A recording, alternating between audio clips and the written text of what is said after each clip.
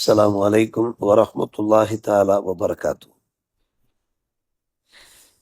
بسم الله الرحمن الرحيم. عن أبي هريرة رضي الله تعالى عنه أنه قال: أتى النبي صلى الله عليه وسلم رجل ومعه صبي فجعل يضمه إليه فقال النبي صلى الله عليه وسلم: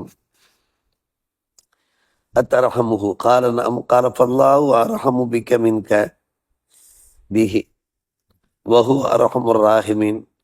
ரவாஹுல் Bukhari. Abu Hurairah ரலியல்லாஹு அன்ஹு அவர்கள் அறிவிப்பு செய்கிற ஹதீஸ்.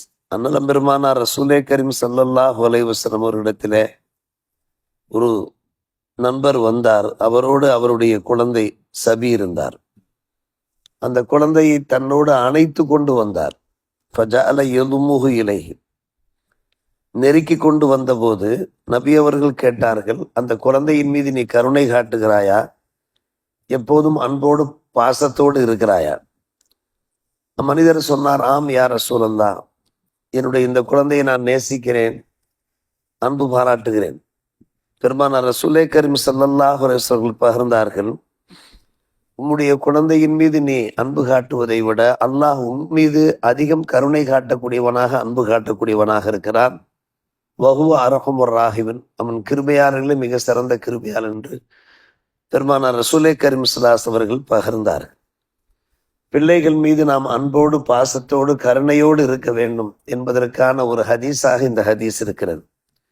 எந்த அளவுக்கு பிள்ளைகள் மீது நாம் கருணை காட்டுகிறோமோ, அன்பு செலுத்துகிறோமோ, அந்த பிள்ளைகளுடைய நல்வாழ்வுக்காக நாம் துணை நிற்கிறோமோ, அல்லாஹுடைய புறத்திலிருந்து அவனுடைய கிருபை கிடைக்கும், அவனுடைய கருணை கிடைக்கும். வஹுவ அர்ஹமுர் ராஹிமீனாக இருக்கிறான் என்பது மிக முக்கியமான ஒரு விஷயம். பிள்ளைகளை பெற்றெடுத்த பெற்றோர் இருக்கிறார்களே, இந்த ஹதீஸை தனி கவனத்தோடு எடுத்துக்கொள்ள வேண்டிய அவசியம் இருக்கிறது. ஈருலக வாழ்க்கைக்காக, பிள்ளைகளுடைய ஈருலக நல்வாழ்க்கைக்காக எப்போதும் அதிகமான முறையில சிரத்தை எடுத்துக்கொள்ள வேண்டும். அதைத்தான் இந்த ஹதீஸ் நமக்கு உணர்த்தியவாறு இருக்கிறது. நாம் பலமுறை கேள்விப்பட்ட ஹதீஸ் தான். பெருமானார் ரசூலே கரீம் ஸல்லல்லாஹு அலைஹி வஸல்லம் அவர்கள் ஹஸன் அலி ரலியல்லாஹு அன்ஹுடைய பேரப்பிள்ளை முத்தமிட்டு கொண்டிருந்த போது அக்ரபுன் ஹாபிஸ் அத்தமீமி என்கிற ஒரு அரும் நண்பர் அருகே அமர்ந்திருந்தார். ஆச்சரியத்தோடு கேட்டார், எனக்கு 10 பிள்ளைகள் இருக்கிறார்கள், இதுவரை நான் என் பிள்ளைகளை முத்தமிட்டதில்லையே. நபி அவர்கள் அவரை ஆராய்ந்து பார்த்து விட்டு சொன்னார்கள், மல்லா இரஹமு லா யுரஹமு என்று சொன்னார். கருணை காட்டாதவர் மீது அல்லாஹ் கருணை காட்ட மாட்டான் என்று சொன்னார். யார் தம்முடைய பிள்ளைகள் மீது, மற்றவர் மீது கருணை காட்டுகிறாரோ அவர் மீதுதான் அல்லாஹ் கருணை காட்டுவார். அருமையான ஒரு சொற்றொடர் தான் இந்த சொற்றொடர், மல்லா இரஹமு லா யுரஹமு. இது அப்படியே மனப்பாடமாக ஆகிவிடும் நமக்கு.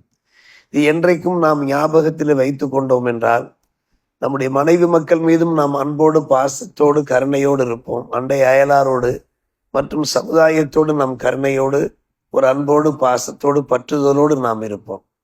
பிறர் மீது நாம் கருணை காட்டுகிற போது அல்லாஹ் நம் மீது கருணை காட்டுது. இது ஒரு பெரிய பாக்கியம் அல்லவா? மல்லா இரஹமு லா யுரஹமு. எனவே நம்முடைய பிள்ளைகள் மீது நாம் ஆழ்ந்த அன்புடன் இருந்து, பிள்ளைகள் தவறுகளில் ஈடுபட்டாலும் கூட, சரியான முறையில் சேட்டைகளில் ஈடுபட்டாலும் கூட, அந்த பிள்ளைகள் மீது நாம் அன்பு செலுத்தி அவர்களை வழிநடத்த வேண்டும், நல்வழிப்படுத்த வேண்டும் என்பது இந்த ஹதீஸினுடைய ஒரு சாராம்சமாக இருக்கிறது. உமர் இப்னு கத்தாப் ரலியல்லாஹு அன்ஹு அவர்கள் முத்தாய்ப்பாக சொன்னார்கள், அக்ஸிரு மினல் இயால், நீங்கள் அதிக பிள்ளைகளை பெற்றெடுத்துக் கொள்ளுங்கள், உங்களுடைய குடும்பத்தை விருத்தி செய்து கொள்ளுங்கள். இயால் என்றால் ஃபேமிலி, குடும்பத்தை நீங்கள் விருத்தி செய்து கொள்ளுங்கள். இன்னக்கும் லா ததுரும் பிமன் துருசக்கும், உங்களுடைய குடும்பத்தில் யார் மூலமாக நீங்கள் ரிசுக்களிக்கப்படுகிறீர்கள் என்பது உங்களுக்கு தெரியாது என்றார்கள் உமர் இப்னு கத்தாப் ரலியல்லாஹு அன்ஹு. ஒரு பிள்ளை அல்லது 2 பிள்ளைகள் 3 பிள்ளைகளை நாம் பெற்றெடுக்கிற போது அதன் காரணமாக சில சமயம் நம்முடைய ரிசுக்கில ஒரு தடை ஏற்பட்டு விடலாம், ஒரு முடக்கம் ஏற்பட்டு விடலாம். ஆனால் வீட்டில் பிள்ளைகள் பல்கி பெருகுகிற போது சிரமம் பார்க்காமல் அந்த பிள்ளைகள் நாம் வளர்த்து ஆளாக்கும் போது அல்லாஹ் ரப்பல் ஆலமீன் அவர்களை யார் மூலமாக நமக்கு ரிசுக்கு தருகிறார் என்பது நமக்கு தெரியாது. யாராவது பிள்ளைகள், எந்த பிள்ளைகள் மூலமாவது நமக்கு ரிசுக்களித்து கொண்டிருப்பான் என்பது உமர் இப்னு கத்தாப் ரலியல்லாஹு அன்ஹு அவர்களுடைய இந்த கூற்று இருக்கிறதே ஹதீஸை அடிப்படையாக வைத்தது. எனவேதான் நாம் பிள்ளைகளை பெற்றுக்கொள்கிற விஷயத்திலே நாம் கஞ்சத்தனம் பண்ணக்கூடாது. அதிலே நாம் ஒரு விசால மனப்பான்மையோடு நடந்து கொள்ள வேண்டும். அஹனஃபு ரலியல்லாஹு அவர்கள் கூறுகிறார்கள், அவுலாதுனா சிமாரு குலூபினா, நம்முடைய பிள்ளைகள் நம்முடைய இதயத்தின் கனிகள். சிமார் என்றால் கனிகள், குலூப் இதயங்கள், கல்பு. இதயத்தின் கனிகள் மட்டுமல்ல, இமாது துஹூரினா, நம்முடைய முதுகுகளுடைய தூண்களாக இருக்கிறார்கள், நம்முடைய முதுகுகளுக்கு அரண்களாக இருக்கிறார்கள் என்று சொன்னார்கள். இமாது துஹூரினா, எவ்வளவு அழகான வாசகம் பாருங்கள். வீட்டில் பல பேர் நம்மிடத்துல நொந்து பேசியிருக்கிறார்கள், மனசு வெந்து பேசியிருக்கிறார்கள்.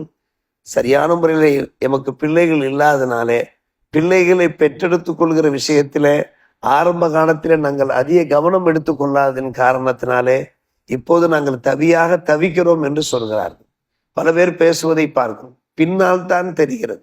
40 வயது கடந்த பின்பு, 50 60 வயது ஏறிய பின்புதான் தெரிகிறது, நாம் ஆரம்ப காலத்தில் சிரமம் பார்க்காமல் பிள்ளைகளை சற்று கூடுதலாக நாம் பெற்றெடுத்திருக்கலாமே, இப்போது நமக்கு அவர்கள் அரண்களாக இருந்திருப்பார்களே, உறுதுணைகளாக இருந்திருப்பார்களே என்று பலர் யோசிப்பதை நாம் பார்க்கிறோம். இவ்வளவு அழகான முறையில் அஹனஃப் ரஹ்மத்துல்லாஹ் கூறுகிறார்கள், அவுலாதுனா சிமாரு குலூபினா, எங்கள் பிள்ளைகள் எங்களுடைய இதயங்களுடைய கனிகளாக இருக்கிறார்கள். இமாது நுகூரினா, எங்களுடைய முதுகுகளுக்கு அவர்கள் தான் தூண்களாக இருக்கிறார்கள் என்று பேசுகிறார். பார்க்கலாம், பல குடும்பங்களில் பார்க்கலாம், நம்முடைய சுமைகளை எதிர்காலத்தில் நம்முடைய பிள்ளைகள் எடுத்துக்கொள்வார்கள், தாங்கிக் கொள்வார்கள். நாம் வளர்க்கின்ற வளர்ப்பை பொறுத்திருக்கிறது. ஆரம்ப காலத்திலே பிள்ளைகள் மீது நாம் அதீத